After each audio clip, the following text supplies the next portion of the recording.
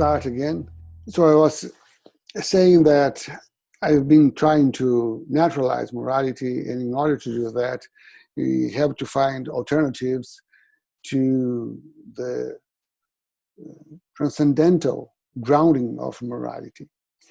And something we must give up something, and I'm willing to give up certainty, but not normativity, neither objectivity. So I will first make you familiar with my understanding of the structure of norm objectiveness based on will, on naturalized will, the very will we deal with on a daily basis, and then we'll move from there. So the first part is very short. It's something I have published about, and I will present you here in order for you to have the whole information. So the evaluative structure of norm objectiveness would go like that. What is in ought, but not in a subjective will, is the will that we want, that everyone wants or should want. So we expect others to want the same as we want. And is this kind of net of wills which want to be dominant that constitute the arena of morality. So in this will, and only in this will that is oriented toward others,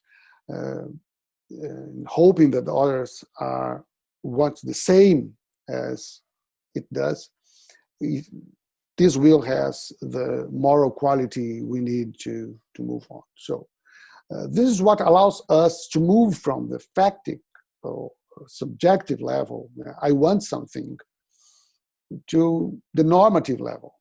I want everyone to want the same. So we ought to.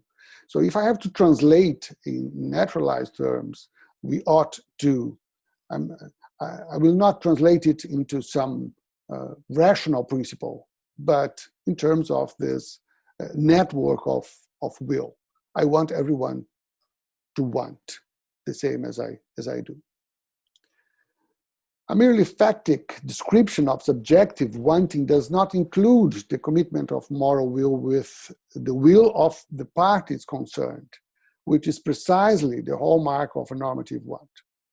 So I can show you a picture here which can illustrate what I mean. So here we see a complex network. The thicker spots are probably the thicker spots of normativity as well. We have in our society, we have wills that are more important or more dominant and more influential than others.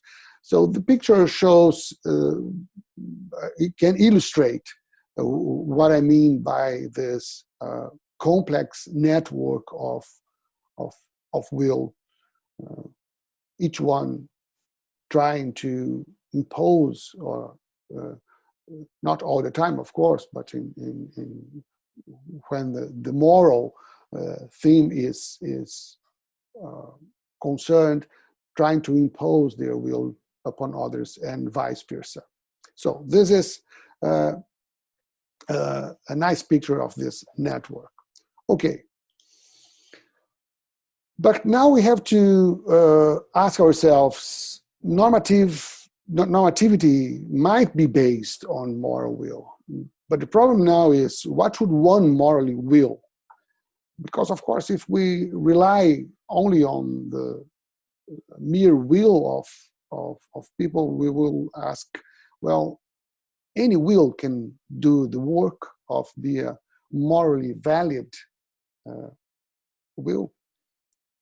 And we have to connect the problem of explaining normativity with values, with the problem of what kind of norm we are willing or we should support. And that's the way, so normativity is connected with value. It's not value independent. The structure I have just shown you is value neutral, but morality is not value neutral. You cannot go on if you not include values in morality. It's the very sense of what moral or morality is. So the question is, what kind of what value should we support? Interestingly, what I've shown you in the first part is exactly kind of a structure of moral will. And now I'm interested in trying to find the structure of a good will. So the structure of a will which wants to be dominant will, but which is connected with a value which we can call a good will. And it's interesting to look at some examples in morality where we have the supervenience from the structures over the content. And we have some principles, they sound like principles, but if we look into them, we'll see a structure. And they can be explained as the structure of the good. You are not saying what is good, but you are giving a rule to discover what is good. So this is this structure. This is what I mean with the structure. And I will look closer to of those rules or structures. One is the golden rule. Another one is the categorical imperative by Kant. Yeah. And they really have this kind of supervenience. They help to enlighten us about what is good. If we look into those structures, we'll see that their structures is the structure of reciprocity. There is reciprocity in it. And I just leave the question, I will turn to this question at the end of the talk. Could it be the structure of symmetry? So keep this in mind. The first structure is the golden rule. The golden rule is do unto others as you would have them do unto you. And of course, there is a rule of reciprocity. Whatever is good must be good for you and for the others. If you want to identify something as good or bad, ask yourself if you want the others to do that unto you. If the answer is no, it's a bad thing. If the answer is yes, it's a good thing. So we don't have a content, but you have a structure of reciprocity. But we'll see it's something more than that. The other one is the categorical imperative, and reciprocity is the same, the structure. Act only according to the maxim whereby you can, at the same time, will that it should become a universal law.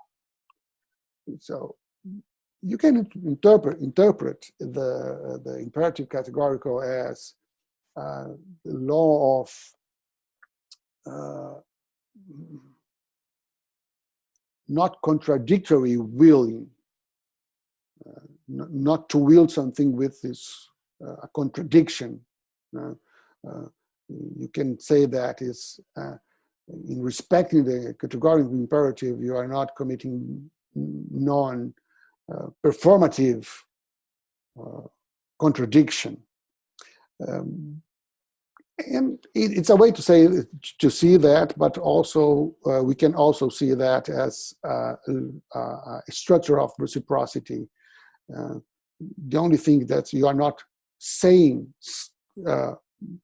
you are universalizing the subjects in the equation. So it's everybody, be it human or not. In Kant's conception, it must be rational. But You have to act according to a maxim that is valid for everybody. If you do that, it's a good action. If it's not, if the action cannot stands after you apply the rule, so it's a bad action. So not a content, but structure. Interesting, it's a structure. And the structure is this: it applies to me, then it must apply to you as well. So it's not very different from the structure I saw at the beginning. I want everybody to want what I want. And here, what we gain with those structure, with those principles, so to say, is the universal aspect. So if I want what everybody should want, it's okay. It's a good action.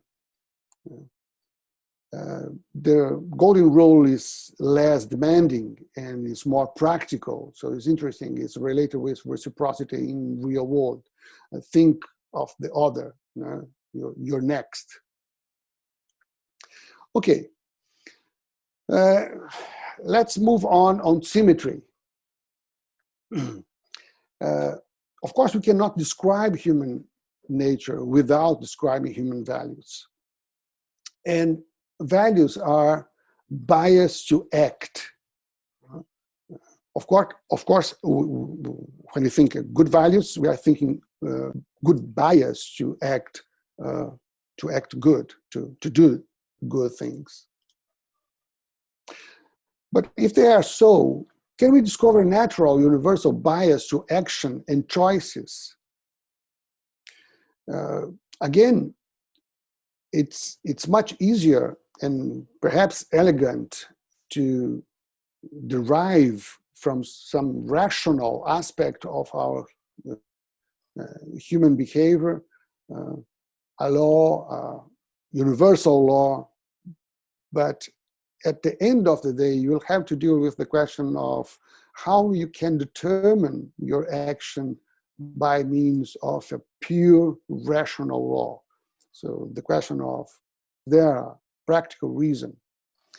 And I don't think we can answer this question in mere naturalized terms. So we have to take another course of reasoning to go there. So let's think about regularities. Regularities generate patterns, but patterns are not generated randomly. They are subject to a success rule. Functional patterns last and last longer. So if now we are thinking about values, we can think like this. Values are biases to regular behaviors. Functional behaviors induce functional behaviors. Functional values induce functional behaviors. To humans, those are pro-cooperation behaviors. And here we have a step in human nature which is very important to give a naturalistic account of values. We are talking about the cooperative nature of humans. And in fact, we are cooperative beings. It has been like that because of our evolution. So if functional here means to respond to human sociology, socioecology, our socioecology goes like that. We are cooperative breeders, we are cooperative gatherers, we are cooperative, we've been cooperative hunters, and we are cooperative beings, we live cooperatively. And of course, if we have behaviors which are pro-cooperation, those behaviors make our society more functional. The functionality gives the society or the behavior a chance to last longer. They are more stable. So good values would be those who endorse cooperation. A good will would be that which embrace good values, cooperation endorsing values. Now we have an explanation of a good value, which is not based on an abstract principle, but is based on necessary functionality of our society, which is a good cooperative society, but it's also a universal characteristic of our species. So we have something which is more universal than I want, but not that universal as a necessary law. So I'm giving up certainty, but of course I'm not giving up with cooperation to some kind of objectivity. Objectively, functional groups last longer, are more, they can have more success. So those values are the most accessible values to a will to demand from others, the most probable candidates to dominant values. And now we have perhaps, we can review first part and say that it matters how difficult it is to go from the factic subjective level, I want, I desire, to the normative level, I want everyone to want, we ought to. So if you want everybody to want something which is good only for you, you will not be able, or it will be much difficult for you to impose your will. A good candidate to have others to want what you want is to use something which is pro-cooperation. That's the point. That's the naturalization of values. So it's a matter of normative energy. Adrian, okay? 5 minutes. 5 minutes. Thank you. And the question now is, might symmetry be the golden rule for cooperation? So if we find that, we'll the last dot of the figure here. We have a will, we have a value, and the structure of value. The structure of value is just kind of reciprocity, a pro-cooperative reciprocity. And now we are looking for something more structural in terms of cooperation. And perhaps symmetry can help us. What is symmetry?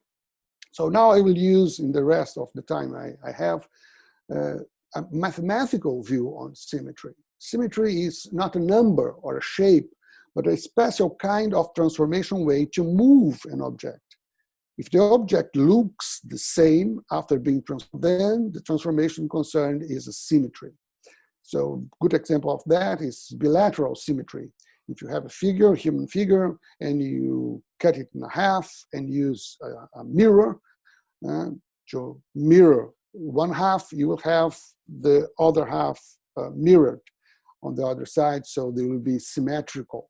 So symmetry is not about identity, but is about maintaining something stable while you let other things change. So symmetry requires a reference frame which is necessarily asymmetric.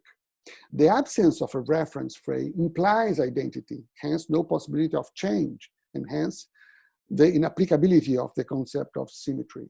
The good thing about symmetry is that it demands this difference, unlike identity. So identity, you cannot move, it cannot be iterative, it cannot change anyway, but in symmetry we need change. Rock, paper, scissors is a children's game, and we all know that game, rock, scissors, cut paper, wraps rock. So the children game is symmetric. Neither children has an advantage or a disadvantage, whichever choice they make. Very interesting, because I think we can use the same concept and this symmetric structure to explain, to interpret Rawls' principles. I will jump here, I will go straight to Rawls. So because what I have in mind is that symmetry are very important to keep and maintain groups. So you need fair rules to keep gains and losses sustainable over time. And that's exactly what we see in Rawls' principle. It's principles who endorse cooperation among society. So here are the two principles of Rawls' principles. The first, guarantee the equal basic rights and liberties needed to secure the fundamental interests of free and equal citizens, and to pursue a wide range of conceptions of the good. And the second one is provide equality of education and employment opportunities, and so on and so forth, including income.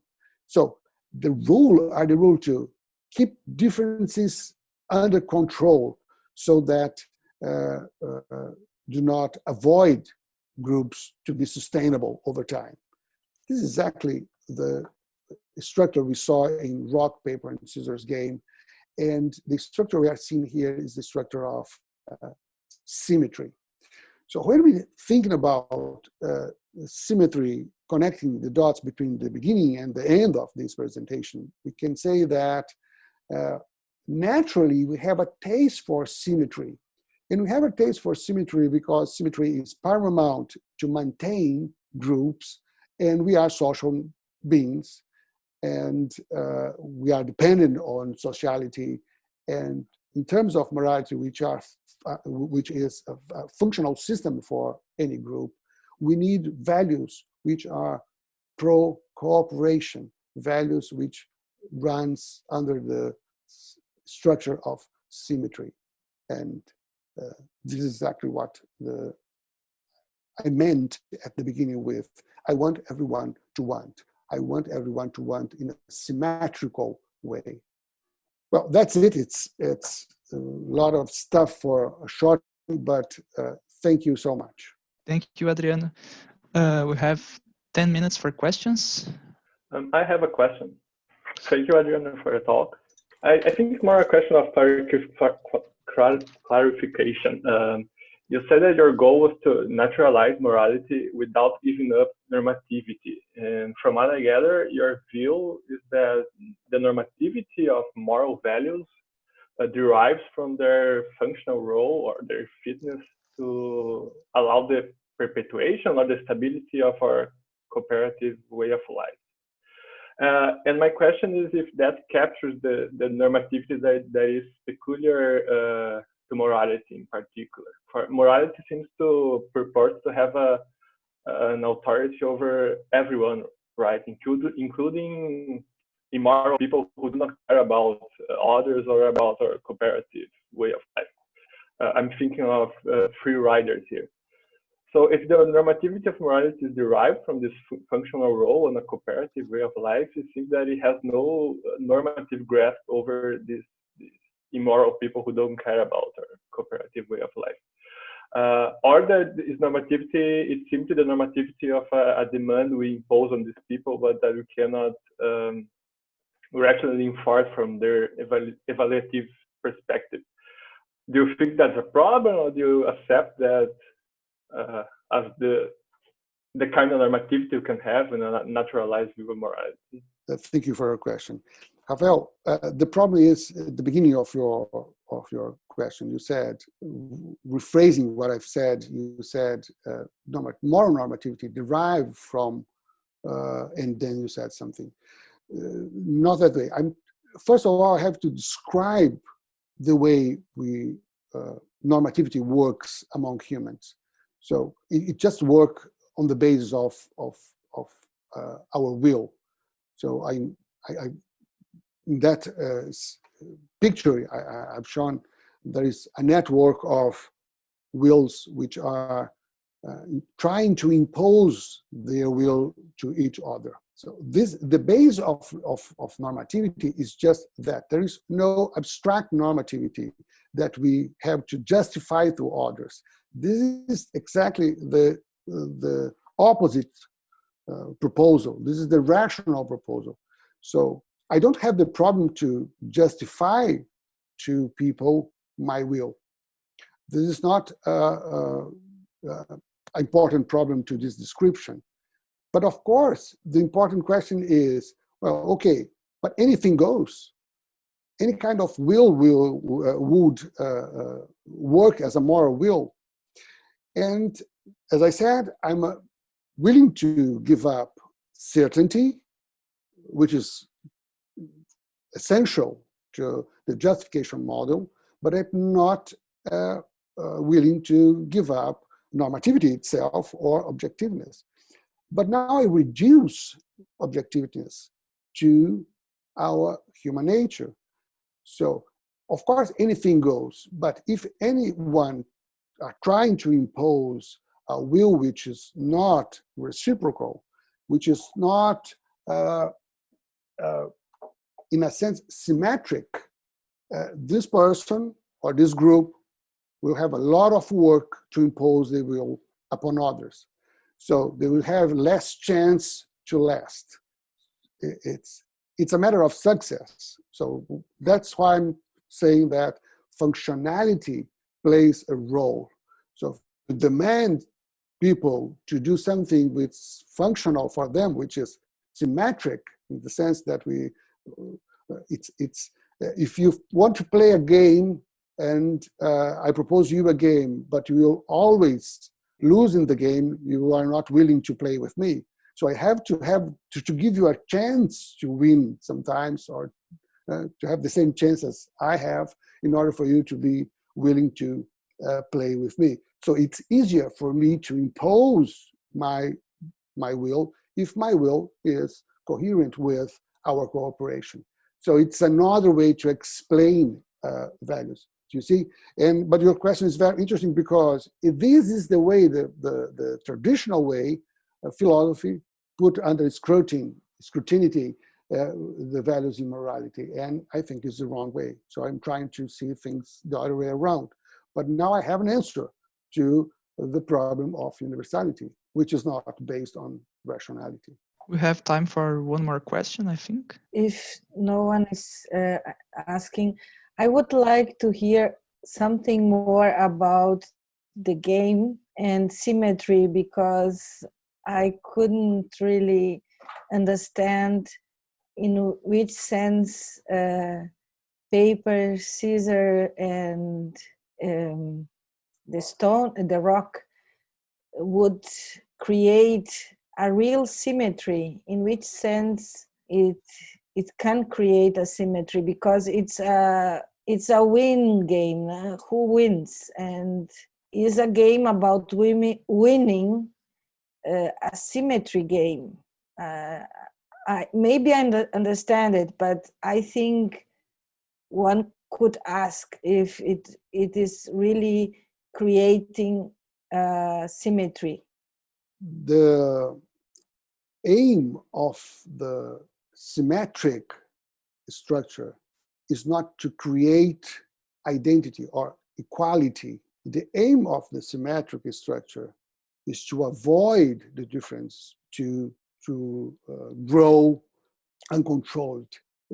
So the interesting aspect of the game, of the simple game, and we can compare the game with the golden rule, but also with the categorical imperative, is that you allow differences between people, but you maintain in the core structure an aspect of symmetry which keep the gains and losses under control. So have a scheme which is devoted only to create equality, you lost differences. And this is the interesting aspect of the concept of symmetry. As I put the symmetry in as it is understood in mathematics. So you maintain some things, but you permit changings. And those changes are changes around a common ground. And using symmetry, you see in art, it's fantastic. Alhambra is a fantastic demonstration of what symmetry can do. From very simple structures, you create diversity, but a diversity which is somehow harmonic. So the idea here is that the game allows people to lose and to win, but they maintain harmony in the game. So You are willing to play because you want to try your chance. So when we compare that with principles like that of roles, it's similar. So looking at that principles, you are willing to participate in that society because you are willing to try your chances. Even if you lost in a fair way, in the sense that you will not be lost forever. So this is the idea behind the concept of symmetry applied to morality. It's very useful to groups. So if you maintain groups under structures of symmetric rules, you can allow them to produce differences, but to maintain those differences under control in a kind of harmonic way, which maintains the group functional. Thanks, Adriano.